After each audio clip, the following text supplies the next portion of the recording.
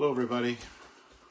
I'm going to read a poem today and probably talk about it a little bit. This is a poem by Charles Goodrich. It's in his book, Nhat Hanh. I couldn't find it online, but I wanted to read it. And if you want to see it, you'll have to buy Nhat Hanh, which is on Amazon and at Open Bowl. I don't know if it's on Amazon or not. I didn't look, but it's Open Bowl Press. Is the place that published it? Sorry, not Open Bowl, Empty Bowl Press. The people that published it. So, this is Charles' poem, Ladybugs. Every January, they reemerge, anchorites from within our walls, and cloister themselves on the upstairs window for a few weeks of fasting and travail. By day, they wander the glass like desert mendicants, each bug nothing but a robe and a begging bowl. By night, they huddle in a corner of the casement, a little heap of rosary beads and handful of prayers incarnate. Winter being the season of doom, I have my own austerities to attend to, but mornings when I find their eclipsed bodies on the windowsill, lovely and empty as little lacquered urns, I sweep them up with a feather duster and return them to the garden. Ladybugs by Charles Goodrich. I want to say a couple things about this poem. Free verse. 1, 2, 3, 4, 5 stanzas long. It's not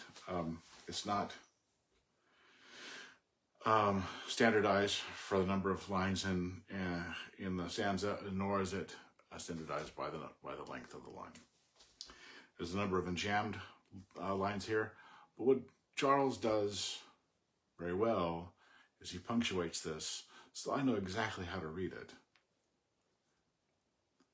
That first stanza, every January they reemerge, comma, and anchorites from within our walls, comma, and cloister themselves in the upstairs window a few weeks of fasting and travail. So there's 2 commas in here and it ends with a period. So I need a longer pause before I get to the next stanza. So the way that one reads, if I just read the punctuation very easily, every January they reemerge, anchorites from within our walls, and cloister themselves on the upstairs window for a few weeks of fasting and travail.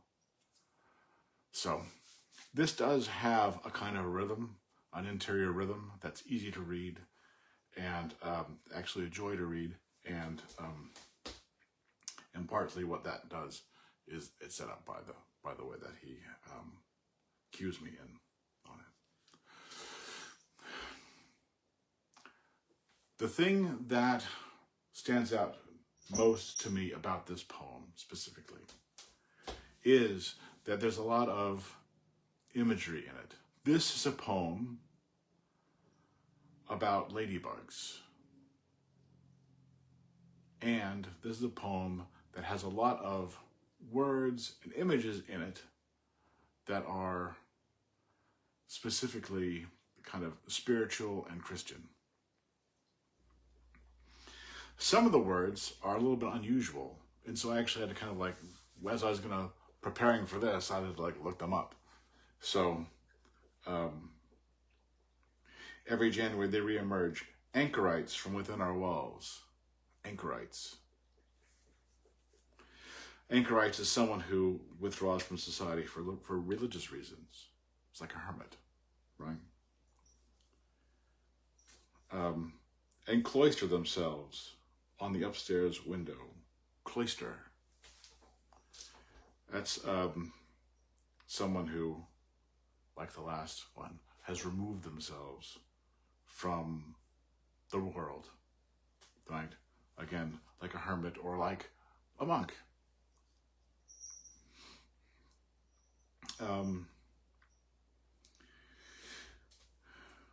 for a few weeks of fasting and travail. Fasting, also something that monks generally do for spiritual reasons, not eating during certain times or for certain periods of time, and travail, work. By day they wanted the glass like desert mendicants.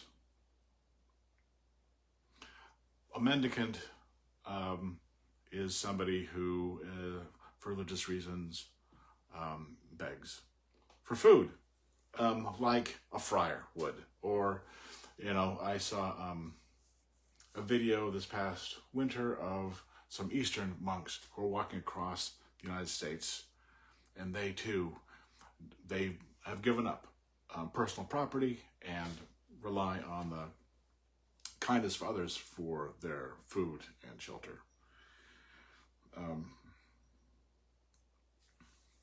Behind the huddle in the corner of the casement, a little heap of rosary beads. So rosary bead is beads used by Catholics as part of their prayer life. A handful of prayers incarnate. Incarnate is something with a quality of a spirit in human form. So you'll hear about the incarnation. That's a term used in Christians about Jesus, somebody who is in human of God in human form. Winter being the season of doom, I have my own austerities to attend to. Austerity is another kind of monastic kind of term of denying yourself certain of the world. Okay. This is not specifically a Christian symbol, but they're eclipsed bodies, so they're dark, on the windowsill, lovely and empty as little lacquered urns. Lacquered urns, of course, is what you would have. An urn is something you hold the ashes of a dead person in and sweep them up with a feather duster and return them to the garden. So many words and images in this poem that have to do with spirituality, spiritual life, Christian spirituality, that kind of thing. So let's talk about the last line. The last stanza is 2 lines. I sweep them up with a feather duster and return them to the garden. Sweep them up with a feather duster and return them to the garden. I'm going to say 2 things about 2 words, or 1 thing about each word, something like that. Feather and garden. I sweep them up with a feather duster. You could have swept them up with a rag. Could have swept them up. Could have just I swept them up. Why feather duster? Well, I think that in this last stanza, what Charles does is he is showing that duality of this poem and kind of like just emphasizing it again. Why a feather duster? Well, it might be reaching here, but I'm going to say, given the spiritual nature of the poem itself, a feather, in terms of like Jungian archetypes, is spiritual. It has to do with of the spirit. So when you're sweeping things up with a feather duster, as opposed to with a rag or just sweeping it with a broom or whatever, I swept it up with, a sand block. You can sweep things up with a lot of stuff. You're sweeping up specifically with a feather duster. It has a spiritual aura to it. And return them to the garden. Don't throw in the garbage or flush it in the toilet. Or return them to the garden. So the garden is another specific word that Charles is using here. And this one's a little bit easier to grasp, which is that garden has 2 different meanings here in this poem. meaning number one, and the easiest one to figure out, is he sweeps these ladybugs up, he walks them outside, and he puts them in the garden, a physical place. But there's a second meaning to the word garden that we could look to specifically for this poem, and I think that it fits, which is garden is another term for heaven, a spiritual higher plane, garden. And so in this particular instance, I would say that with,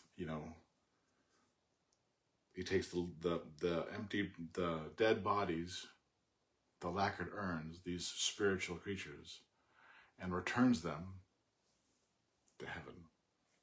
So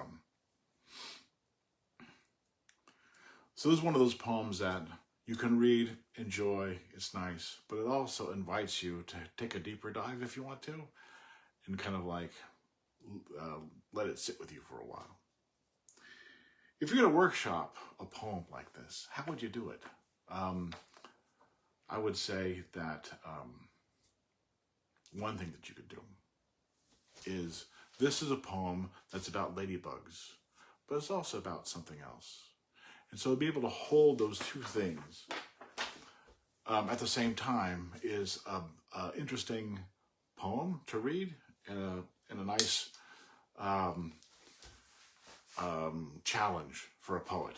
So you're going to write a poem about something, whatever it might be. It could be anything, something that you know well. It could be about an animal, it could be about your car, it could be about your work or anything. But also in that poem about that, you have elements of this other thing. So it's about that at the same time, right?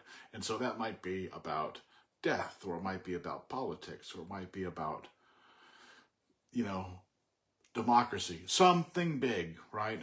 And so I'm talking about my car, but I'm using, Ben Franklin and I'm going to talk about the, Thomas Paine and all this other kinds of images. I could work images of this other thing into the poem about this thing. And then it becomes about both of them at the same time, which is and then if it's easy to read, then you've got lightning in a bottle, like Charles does with this one.